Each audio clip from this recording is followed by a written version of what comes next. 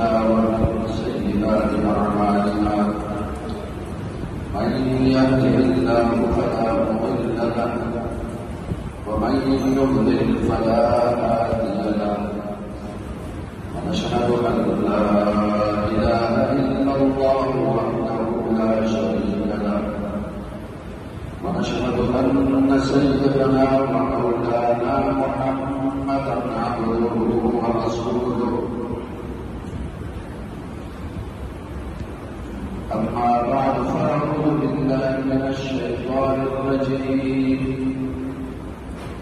بسم الله الرحمن الرحيم إن الله وملائكته يصلون على النبي يا أيها الذين آمنوا صلوا عليه وسلموا تسليما اللهم صل على محمد وعلى آل محمد كما صليت على إبراهيم وعلى آل إبراهيم إنك حميد مجيد قابل احترام سامعین گرامی قدر سورۃ الاحزاب کی ایک آیت کی تلاوت آپ کے سامنے کی ہے۔ آج 12 ربیع الاول 1443 ہجری کا دن ہے۔ نبی کریم صلی اللہ علیہ وسلم کی ولادت ربیع الاول کے مہینے میں ہوئی، لیکن کون سی تاریخ میں ہوئی اس میں علماء کا اختلاف ہے۔ یہ بات یقینی نہیں کہ رسول اللہ صلی اللہ علیہ وسلم کی ولادت 12 ربیع الاول میں ہوئی۔ 8 ربیع الاول کا بھی قول ہے، 2 ربیع الاول کا بھی قول ہے، اور اس میں کوئی شک نہیں کہ تاریخ انسانی میں اس کائنات کی پوری تاریخ میں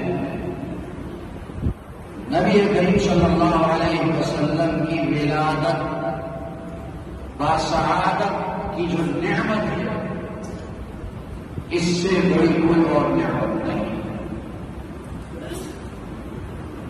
اور جو نبی کریم صلی اللہ علیہ وسلم کی ولادت پر خوش نہیں ہوتا وہ مسلمان نہیں۔ لیکن نبی کریم صلی اللہ علیہ وسلم کو اللہ نے کس مقصد کے لیے بھیجا، اس مقصد کو آج مسلمانوں نے پس پش ڈال دیا۔ آپ صلی اللہ علیہ وسلم کی بعثت کا مقصد تو یہ تھا کہ نبی کریم صلی اللہ علیہ وسلم جو دین لے کر آئے ہم اس دین کو اپنا لیں، جو اللہ کے احکامات آپ نے بیان فرمائے ہم ان احکامات کو بجا لائیں، جو نبی کریم صلی اللہ علیہ وسلم کی سنتیں ہیں ان سنتوں کو اپنی زندگی میں لائیں، یہ ہے مقصد۔ لیکن اس مقصد کو پس پش ڈال دیا اور منانے میں مسلمانوں کو مصروف رکھا، اور حقیقت یہ ہے کہ جو فرقہ جس نے عید میلاد النبی مناتا ہے اگر یہ ربیع الاول کے مہینے میں یہ جلوس نہ نکالیں اور یہ جشن نہ منائیں تو اس فرقے کا وجود ہی نہیں رہتا، کوئی اس کو پہچانے تو بھی نہیں کون ہے، یہ تو اسی جلوس سے زندہ ہے۔ جیسے شیعہ فرقہ اگر محرم کے دنوں میں جلوس نہ نکالے تو بالکل ختم ہو جائے گا، جس طرح شیعہ فرقہ اپنے آپ کو زندہ رکھنے کے لیے اپنے آپ کو باقی رکھنے کے لیے محرم کے مہینے میں جلوس نکالتے ہیں تو بالکل اسی طرح یہ اہل بدعت اپنے آپ کو باقی اور زندہ رکھنے کے لیے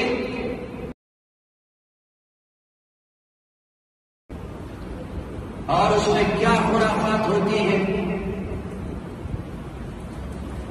رات کو تارے فروٹ میں کوئی اہم ملاقات تھی اور انہوں نے گاڑی بھیجی.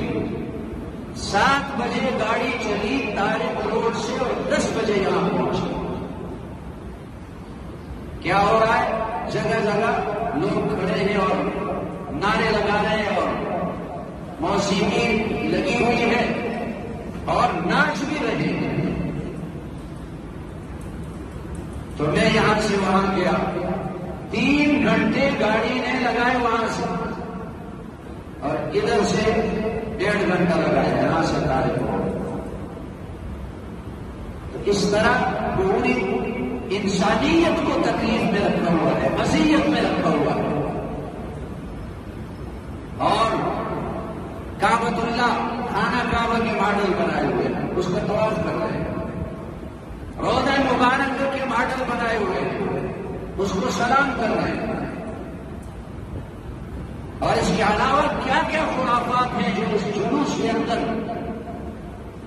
نہیں پائے جاتے. اور آج کے دن جو جلوس ہوگا اس میں اس سے بھی زیادہ خرافات ہوں گی.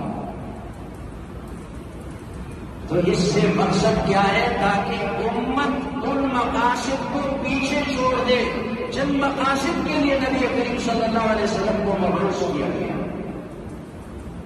تو بہرحال گزشتہ جمعے کو اس پر تفصیل سے بات کی تھی کہ رسول اللہ صلی اللہ علیہ وسلم کے حقوق اس امت پر کیا ہے. 4 حقوق بتا دیے. آج اس آیت سے متعلق عرض کروں گا. ان اللہ و ملائکتہ یصلون علی النبی، اللہ اور اس کے فرشتے صلاۃ بھیجتے ہیں، درود بھیجتے ہیں نبی پر. یا ایھا الذین آمنوا صلوا علیہ وسلموا تسلیما، اے ایمان والو تم بھی اس نبی پر درود بھیجو اور سلام کرو. درود شریف کے فوائد کیا ہیں، برکات کیا ہے، اور یہ درود شریف کی صورت میں اللہ نے جو ہمیں عمل عطا کیا اس کا کتنا اونچا مقام ہے. ایک صحابی ہیں کعب ابن عجرہ رضی اللہ عنہ، اور وہ اپنے شاگرد عبد الرحمن ابن ابی لیلہ سے فرماتے ہیں آؤ میں تمہیں ایک ہدیہ، ایک تحفہ عطا کرتا ہوں جو ہمیں نبی کریم صلی اللہ علیہ وسلم کی طرف سے ملا. آؤ میں تمہیں تحفہ دیتا ہوں. اب شاگرد متوجہ ہوا کیا تحفہ دیتے ہیں. تو صحابی نے فرمایا ہم نے نبی کریم صلی اللہ علیہ وسلم سے عرض کیا یا رسول اللہ، اللہ نے ہمیں حکم دیا کہ آپ پر صلاۃ بھیجیں اور سلام بھیجیں. صلو علیہ وسلم، یہ سلام کا طریقہ تو ہمیں آپ نے بتا دیا کہ تشہد میں ہم پڑھتے ہیں السلام علیکم ایھا النبی، لیکن آپ پر صلاۃ کیسے بھیجیں، اس کا کیا طریقہ ہے؟ تو نبی کریم صلی اللہ علیہ وسلم نے فرمایا قولوا اللهم صل علی محمد وعلی آل محمد. وہ درود شریف بتایا جو نماز میں آپ پڑھتے ہیں. صحابی نے اس کو ایک عظیم تحفہ قرار دیا. لے لو یہ تحفہ، اس درود کو پڑھنا شروع کر دو، یہ تحفہ ہے. اور درود شریف میں یہ ایک ایسا عمل ہے کہ اس میں اللہ نے 2 خصوصیتیں رکھی ہیں، جو 2 خصوصیتیں باقی کسی عمل میں نہیں. پہلی خصوصیت درود شریف کی یہ ہے کہ دیگر اعمال میں اللہ بندے کے ساتھ شریک نہیں ہوتا. بندہ نماز پڑھتا ہے، اللہ نماز نہیں پڑھتا. بندہ روزہ رکھتا ہے، اللہ کو روزے کی اللہ اس سے بے نیاز ہے. بندہ حج کرتا ہے، اللہ اس سے بے نیاز ہے. بندے کے کسی عمل میں اللہ شریک نہیں ہوتا جو بندہ درود شریف پڑھتا ہے اس کے اس عمل میں اللہ بھی شریک ہے، اس لیے کہ اس آیت میں اللہ نے پہلے یہ فرمایا ان اللہ وملائکتہ یصلون علی النبی، اللہ اپنے نبی پر درود بھیجتا ہے، اے ایمان والو تم بھی درود بھیجو۔ گویا کہ یہ عمل اللہ پہلے کرتا ہے، پھر ایمان والوں کو حکم دیتا ہے تم بھی یہ عمل کرو، یہ خصوصیت کسی اور عمل میں نہیں۔ اور دوسری خصوصیت، بندہ جو بھی عمل کرتا ہے کسی بندے کو یہ یقینی طور پر معلوم نہیں ہوتا کہ میرا عمل قبول ہو چکا یا نہیں۔ نماز پڑھتا ہے، کسی کو یقینی طور پر معلوم نہیں کہ میری نماز قبول ہو گئی یا نہیں، اسی لیے تو نماز کے بعد اور دیگر اعمال کے بعد دعا مانگی جاتی ہے، ربنا تقبل منا انک انت السمیع العلیم، اے پروردگار میرا یہ عمل قبول فرما۔ حج کرے تو حج کے بعد بھی دعا مانگتا ہے اللہ اس کو قبول فرما، نماز پڑھتا ہے اس کے بعد دعا مانگتا ہے اے اللہ میری نماز کو قبول فرما۔ لیکن درود شریف ایسا عمل ہے اس کا قبول ہونا یقینی، کیونکہ اللہ نے پہلے سے خبر دی تم درود پڑھو گے اللہ اپنے نبی پہ درود بھیجتا ہے، اس کے قبول ہونے میں کوئی شک نہیں۔ جو درود شریف پڑھتا ہے اس عمل کے قبول ہونے میں کوئی شک نہیں، یقیناً قبول ہوتا ہے۔ اور خود کیا قبول ہوتا ہے، یہ درود شریف اپنے ساتھ دعا کو بھی قبول کرا دیتا ہے۔ ایک حدیث میں ہے نبی کریم صلی اللہ علیہ وسلم تشریف فرما تھے، مسجد میں ایک آدمی آیا اور اس نے نماز پڑھی اور نماز کے بعد ہاتھ اٹھا کر دعا مانگنے لگا۔ نبی کریم صلی اللہ علیہ وسلم نے فرمایا عجلت ایھا المصلی، اے نماز پڑھنے والے تو نے دعا مانگنے میں جلدی کی، یہ طریقہ نہیں دعا کا، تو نے جلدی کی۔ دوسرا آدمی آیا اور اس نے نماز پڑھی اور نماز کے بعد سب سے پہلے اللہ کی حمد و ثنا بیان کیا، الحمدللہ رب العالمین، اس کے بعد درود شریف پڑھا۔ نبی کریم صلی اللہ علیہ وسلم نے فرمایا ایھا المصلی ادعو تجب، اے نماز پڑھنے والے اب تو جو دعا مانگے قبول ہوگی۔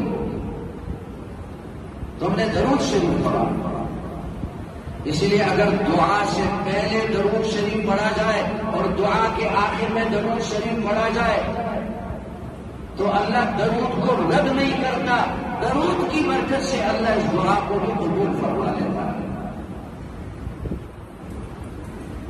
تو یہ ایسا عمل ہے کہ اس کے قبول ہونے میں کوئی شک نہیں، اور یہ ایسا عمل ہے کہ اس پر آخرت میں جو کچھ ملے گا وہ الگ ہے، نقد انعام اس پر ملتا ہے۔ درود شریف پڑھنے پر نقد دنیا میں انعام ملتا ہے۔ نبی کریم صلی اللہ علیہ وسلم نے فرمایا من صلی علی مرۃ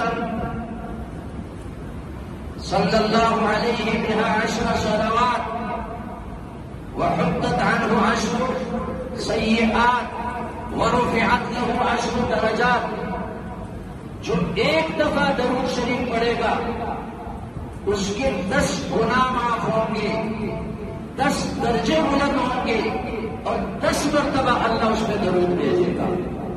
اللہ کی طرف سے بندے پر درود یہ ہے کہ اللہ اپنی رحمتیں نازل کرے، 10 رحمتیں، 10 گناہ معاف، 10 درجے بلند۔ اور نقد انعام کیوں ملتا ہے اس پر؟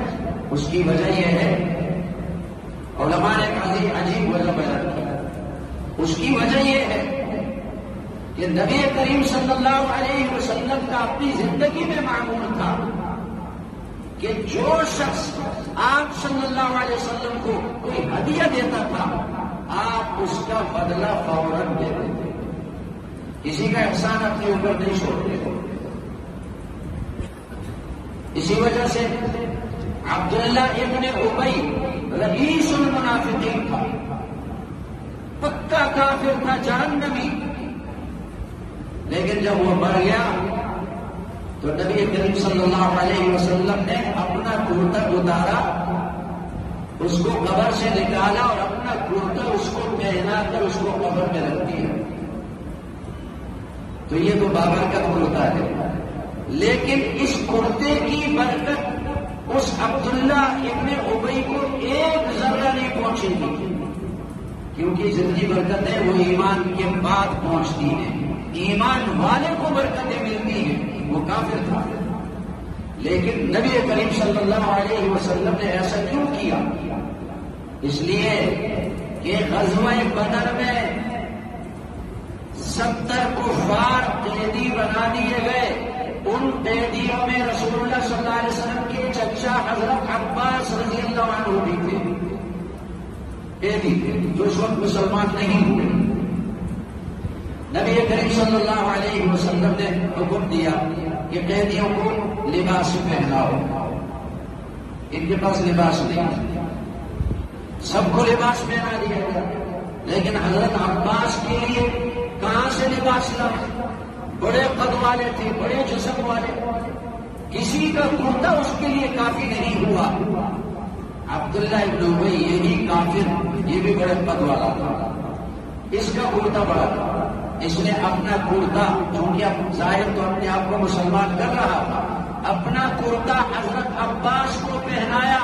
تو نبی کریم صلی اللہ علیہ وسلم نے یہ نہیں چاہا کہ میرے چچا پر کسی کا احسان باقی رہے، اس احسان کا بدلہ دے دیا اور اپنا کرتا اس کو پہنا دیا، تاکہ نبی کریم صلی اللہ علیہ وسلم پر اور آپ صلی اللہ علیہ وسلم کے خاندان پر، اہل بیت پر کسی کا احسان باقی نہ رہے۔ تو عادت مبارکہ یہ تھی کہ جو بھی آپ کو ہدیہ دیتا آپ اس کا فوراً بدلہ ادا کرتے۔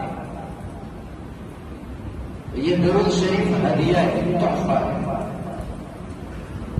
بندہ مومن جو درود پڑھتا ہے وہ تحفہ ہے، نبی کریم صلی اللہ علیہ وسلم کے لیے بھیجتا ہے،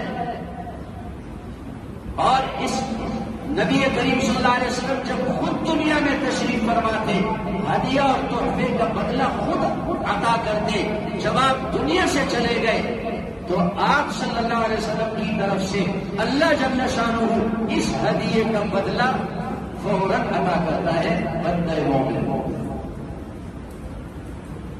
حدیث پاک میں ہے، نبی کریم صلی اللہ علیہ وسلم نے فرمایا، ان للہ ملائکۃ سیاحین فی الارض یبلغون من امتی السلام، اللہ نے فرشتوں کی ایک جماعت رکھی ہے، مستقل جماعت رکھی ہے، اور ان کا کام کیا ہے؟ سیاحین فی الارض، روئے زمین پر وہ چکر لگاتے ہیں، پھرتے ہیں، اور جہاں کسی بندے سے درود شریف سن لیتے ہیں وہ فرشتے درود شریف وہاں پہنچا دیتے ہیں، نبی کریم صلی اللہ علیہ وسلم کو پہنچا دیتے ہیں، اور جب درود پہنچ جاتا ہے تو پھر اللہ اس کا بدلہ اس بندے کو فوراً عطا کرتا ہے۔ ایک حدیث میں ہے، عبد الرحمن بن عوف رضی اللہ عنہ روایت کرتے ہیں کہ نبی کریم صلی اللہ علیہ وسلم ایک باغ میں نماز پڑھ رہے تھے، سجدے میں گئے، آپ نے سجدہ بہت لمبا کیا، حتیٰ کہ مجھے خطرہ لاحق ہوا کہ کہیں آپ دنیا سے رخصت ہو گئے، آپ کی روح نکل گئی، بہت لمبا سجدہ کیا، اور جب سجدے سے اٹھے فارغ ہو گئے تو مجھے پریشان دیکھا، اور پریشانی کی وجہ پوچھی، کیوں پریشان ہو؟ میں نے عرض کیا رسول اللہ، آپ نے لمبا سجدہ کیا تو مجھے خطرہ لاحق ہوا کہ آپ کی روح نکل گئی۔ فرمایا کہ ابھی جبریل میرے پاس آئے اور جبریل نے مجھے خبر دی کہ جاؤ میرے نبی کو بتاؤ، اللہ نے فرمایا جاؤ میرے نبی کو بتاؤ کہ جو تجھ پر درود بھیجے گا تو میں اس پر درود بھیجوں گا۔ اللہ کی طرف سے یہ خبر آئی، جو تجھ پر درود بھیجے گا میں اس پر درود بھیجوں گا۔ تو نبی کریم صلی اللہ علیہ وسلم نے فرمایا اس خوشی میں نے لمبا سجدہ کیا۔ کہ جو مجھ پر درود پڑے گا اللہ کی طرف سے فوراً اس کا بدلہ ملے گا. امت کو جو اللہ کی طرف سے نعمت ملتی ہے رسول اللہ صلی اللہ علیہ وسلم نے اس پر بھی خوشی ظاہر فرمائی اور خوشی کی وجہ سے لمبا سجدہ کیا. ایک حدیث میں نبی کریم صلی اللہ علیہ وسلم نے فرمایا البخیل الذی من ذکرت عنده فلم یصلی علیہ. سب سے بڑا بخیل وہ ہے جس کے سامنے میرا نام ذکر کیا جائے وہ درود نہ پڑے. حدیث میں واقعہ آتا ہے ایک صحابی نے آ کر نبی کریم صلی اللہ علیہ وسلم سے شکایت کی. عرض کیا رسول اللہ میرا باغ ہے کھجوروں کا اور جب کھجوریں پکتی ہیں تو ہم اپنے بچوں سمیت باغ میں منتقل ہو جاتے ہیں اور فلاں شخص کا ایک درخت ہے میرے باغ کے اندر اور وہ اپنے درخت کی دیکھ بھال کے لیے باغ میں آتا ہے جس سے ہمیں تکلیف ہوتی ہے. ہمارے بچے اور گھر کے افراد بھی وہاں ہوتے ہیں. صحابہ کرام یا اہل عرب کھجوروں کے پکنے کے زمانے میں اپنے بیوی بچوں سمیت وہاں منتقل ہو جاتے تھے. تو یا رسول اللہ آپ اس صحابی کو حکم دیں یہ درخت مجھ پہ فروخت کر دیں. نبی کریم صلی اللہ علیہ وسلم نے اس شخص کو بلایا. وہ ذرا کچھ دیہاتی قسم کا تھا, آداب سے زیادہ واقف نہیں تھا, مسلمان تھا, صحابی تھا, اور اس کو حکم دیا کہ اس درخت کی قیمت لگاؤ اور جتنی قیمت تم لگاؤ گے تمہیں مل جائے گی, یہ درخت فروخت کرو. اس نے کہا میں نہیں فروخت کروں گا, جتنی قیمت لگاؤ گے ملے گی. اس نے کہا میں نہیں فروخت کروں گا. تو دوبارہ نبی کریم صلی اللہ علیہ وسلم نے یہ پیشکش فرمائی کہ اگر فروخت نہیں کرتے تو یہ ہبہ کر دو, مفت میں چھوڑ دو, اور میں ضمانت دیتا ہوں کہ تمہیں اس کے بدلے میں جنت میں درخت ملے گا. اب جنت کا درخت وہ کتنا عالیشان ہوگا, وہ ہمیشہ رہے گا اور یہ درخت ہمیشہ نہیں رہے گا. اس نے کہا پھر بھی انکار کر دیا, کہا میں نہیں مانوں گا, میرا درخت ہے.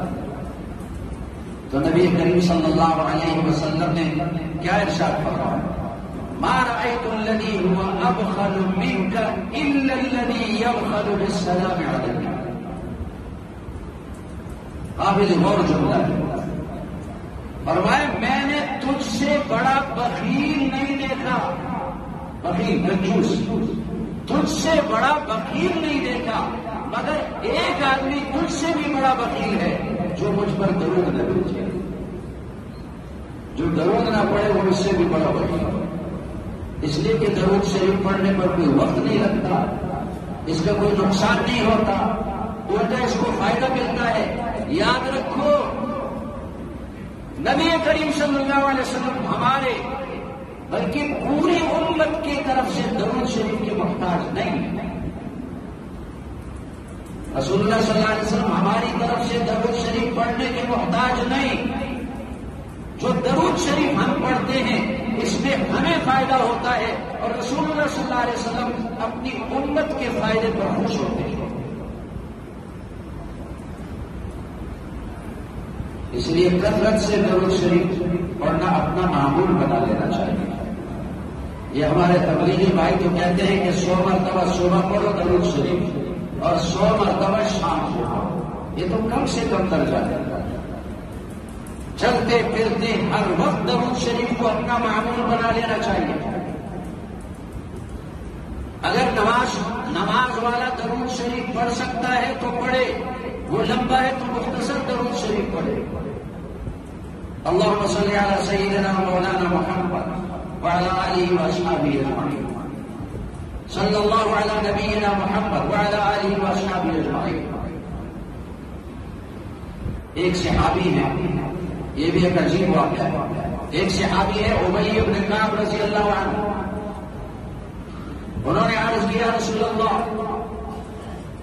میں چاہتا ہوں کہ جو میرے پاس فرائض ادا کرنے کے علاوہ جو وقت ہے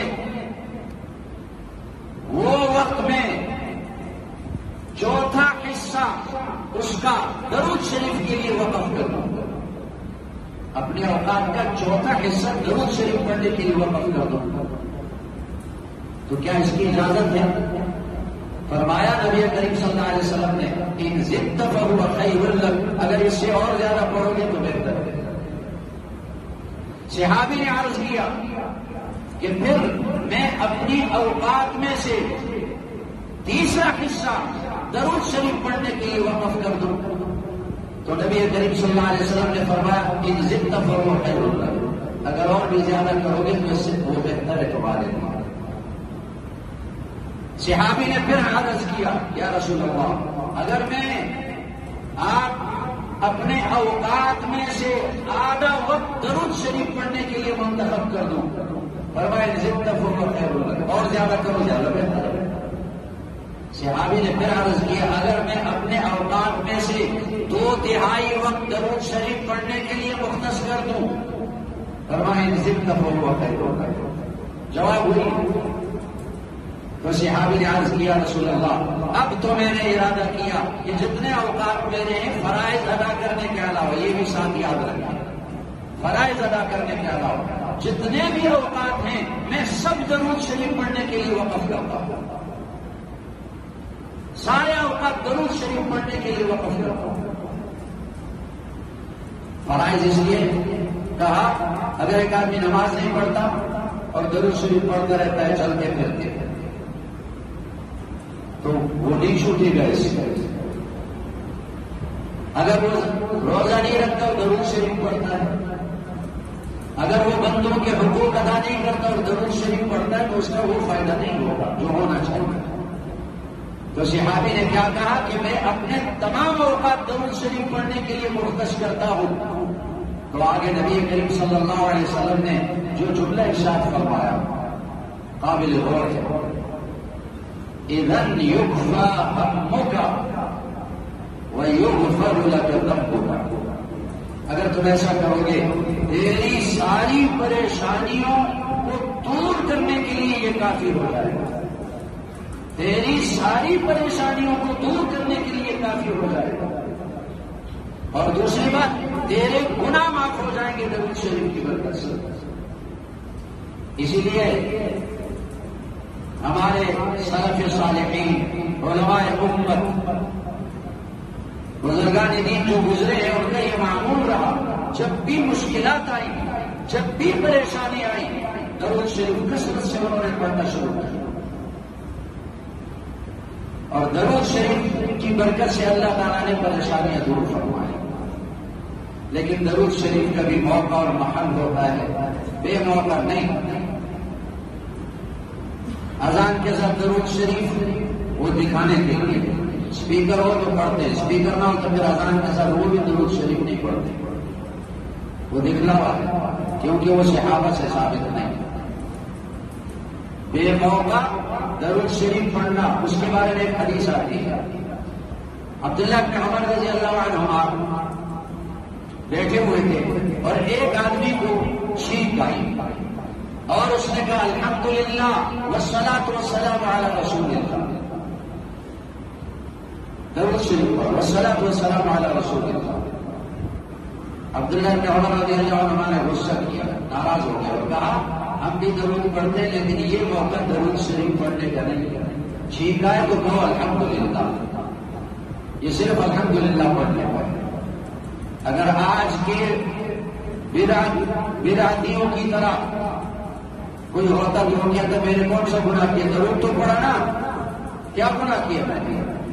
لیکن عبداللہ بن عمر رضی اللہ عنہ نے اس کو ڈانٹا اور کہا یہ موقع درود پڑھنے کا نہیں ہے، جو کام نبی کریم صلی اللہ علیہ وسلم نے کیا وہ کرنے کا ہے، جو نہیں کیا وہ نہ کرنے کا ہے۔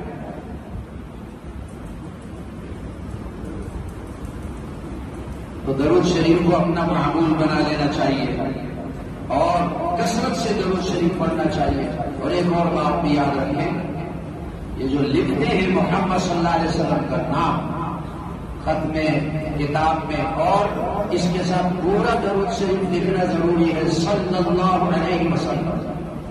بعض لوگ سواد لکھ دیتے ہیں اور بعض لوگ سلام لکھتے ہیں، یہ بدترین گستاخی ناجائز ہے۔ ایسے شخص کی انگلیاں ٹوٹ جانی چاہیے۔ اور علماء نے لکھا ہے کہ سب سے پہلے جس شخص نے یہ طریقہ ایجاد کیا کہ محمد نام کے ساتھ سواد لکھا یا سلام، اللہ نے اس کے ہاتھ پر ایسی بیماری ڈال دی کہ اس کا ہاتھ کاٹ دیا۔ پورا درود شریف لکھنا چاہیے۔ تو کم از کم اس بات کا ارادہ کریں کہ آج نبی کریم صلی اللہ علیہ وسلم کی بعثت اور ولادت جو ہوئی، اور نبی کریم صلی اللہ علیہ وسلم اس امت کے سب سے بڑے محسن ہیں، آپ کے احسانات بے شمار ہیں، ان کا بدلہ ہم ادا نہیں کر سکتے۔ تو بس ایک ہی صورت ہے کہ ہم اللہ سے درخواست کریں، اے اللہ تو ہماری طرف سے رسول اللہ صلی اللہ علیہ وسلم پر صلاۃ بھیج دے۔ درود شریف کو اپنا معمول بنا دیں کثرت سے۔ اور ایک یہ درود جو پاکستان والوں نے بنایا، الصلاۃ والسلام علیک یا رسول اللہ، یہ صرف وہاں ثابت ہے جب روزہ مبارکہ پر آپ حاضری دیں گے، اور ثابت نہیں ہے۔ اور اس کا مطلب تو یہ کہ ہم درود بھیجتے ہیں، بھائی تم کون اور تمہارے درود کی حیثیت کیا ہے؟ جو درود رسول اللہ صلی اللہ علیہ وسلم نے سکھایا اللہم صلی، اس کا کیا مطلب؟ اس کا مطلب یہ ہے اللہ نبی کریم صلی اللہ علیہ وسلم کے جو ہم پر احسانات ہیں ان کا بدلہ ہم کسی صورت میں ادا نہیں کر سکتے، اور ہم اس قابل نہیں کہ ہمارا درود ان احسانات کا بدلہ بن جائے۔ اے اللہ تم سے درخواست کرتے ہیں، تو رحمتیں نازل فرما، تو درود بھیج دے۔ اس درود میں اللہ سے ہم درخواست کرتے ہیں، اللہ تو ہماری طرف سے درود بھیج دے۔ درود شریف کو اپنا معمول بنا لیں۔ اور آخر میں یہ بات عرض کرتا ہوں، آپ کے علم میں ہے کہ ابھی چند دن پہلے حیدرآباد میں شیعہ فرقے نے حضرت عمر رضی اللہ تعالیٰ عنہ کا مجسمہ پتلا بنایا اور پھر وہاں نعرے لگائے، عمر مرد آباد کے نعرے لگائے، نعوذ باللہ، اور پھر اس پتلے کو جلایا۔ یہ بدترین خباثت ہے اس خبیث فرقے کی طرف سے۔ حضرت عمر رضی اللہ عنہ کی اتنی بڑی شان، ایک صحابی جس نے ایک مرتبہ چند لمحوں کے لیے نبی کریم صلی اللہ علیہ وسلم کی زیارت کی، اس کی اتنی قدر، اس کا اتنا مقام ہے کہ ساری دنیا کے اولیاء، علماء، صلحاء وہ جمع ہو جائے اس صحابی کے پیروں کی خاک کے برابر نہیں ہو سکتے، سجائے کہ حضرت عمر رضی اللہ عنہ۔ آج اس ملک کے اندر جرنیلوں پر تنقید کرنے کے لیے قانون بنا ہوا ہے کہ جو فوج پہ تنقید کرے گا، جرنیلوں پہ تنقید کرے گا، اتنا جرمانہ اس سے لیا جائے گا اور اتنے سال قید کی سزا اس کو دی جائے گی۔ ججوں پر تنقید کرنے پر قانون بنا ہوا ہے، جو ججوں پہ تنقید کرے گا توہین عدالت کا کیس اس پر ہوگا اور اس کو جیل میں بند کر دیا جائے گا۔ لیکن بڑے افسوس کی بات ہے کہ رسول اللہ صلی اللہ علیہ وسلم کے صحابہ ان کی کوئی گستاخی کرے، ان پر تنقید کرے، ان کو گالیاں دیں، اس کے لیے سارے جرنیل خاموش، سارے جج خاموش، سارے حکمران خاموش۔ یاد رکھو، مسلمانوں کا یہ عقیدہ ہے کہ یہ سارے جرنیل، یہ سارے جج، یہ سارے حکمران، یہ ایک ادنا صحابی کے پیروں کے خاک کے برابر نہیں۔ اور ہمارے لیے ان تمام جرنیلوں سے، ان تمام ججوں سے، ان تمام حکمرانوں سے زیادہ محترم، قابل احترام صحابہ کرام ہیں۔ تو اگر یہ صحابہ پر تنقید کریں گے تو فساد تو ہوگا. اب فساد پھیلانے والے کون ہیں؟ فرقواریت پھیلانے والے کون ہیں؟ ذرا اس پر تو غور کرنا چاہیے. اگر یہ حضرت عمر کو گالی نہ دیں، صحابہ کو گالی نہ دیں، تو کوئی فتنہ نہیں ہوگا، کوئی فساد نہیں ہوگا. فساد ان کی طرف سے. اس لیے کہ اگر یہ صحابی کو گالی دیں گے تو اہل سنت اور جماعت اس کو قطعاً برداشت نہیں کریں گے، اور پھر اس کا نتیجہ یہ ہوگا کہ فساد ہوگا. اور بڑی حیرت کا مقام ہے کہ سابقہ حکومت نے بل پاس کیا، تحفظ ناموس صحابہ کا بل، کہ جو کسی صحابی کی گستاخی کرے گا اس کو اتنی سزا ہوگا، جیل میں بند کیا جائے گا، جرمانہ اس پر لگایا جائے گا. لیکن صدر مملکت اس نے اس بل پہ دستخط نہیں کیا، اس کو رد کر دیا. تمہارا کیا نقصان ہوتا ہے اس میں؟ اگر تم اس بل پہ دستخط کرتے، آج یہ واقعہ نہ ہوتا اور یہ قانون بن جاتا. یہ تمہارا شیطانی کام، شیطانی فعل کہ تم نے اس بل کو مسترد کر دیا، اور تم پر لعنت برسے گی. کیوں اس بل کو مسترد کیا تم نے؟ لگتا ہے کہ تم دشمنان صحابہ کے حامی اور دوست ہو، ان کی تائید کرنے والے ہیں. اس لیے اپنی آواز حکمرانوں تک پہنچائیں کہ اس بل کو منظور کر لیں، اس کو قانون کی شکل دے دیں کہ جو بھی کسی صحابی کی گستاخی کرے گا اس کو جیل میں بند کر دیا جائے. اگر آپ یہ قانون نہیں بنائیں گے تو پھر اگلا مرحلہ یہی ہوگا کہ جو بھی کسی صحابی کی گستاخی کرے گا بس اس کو قتل کر دیا جائے گا. لوگ برداشت نہیں کریں گے، مسلمان اس کو برداشت نہیں کریں گے، اور پھر اس کے ذمہ دار یہ جنریل بھی ہے اور یہ جج بھی ہے اور یہ حکمران بھی ہے.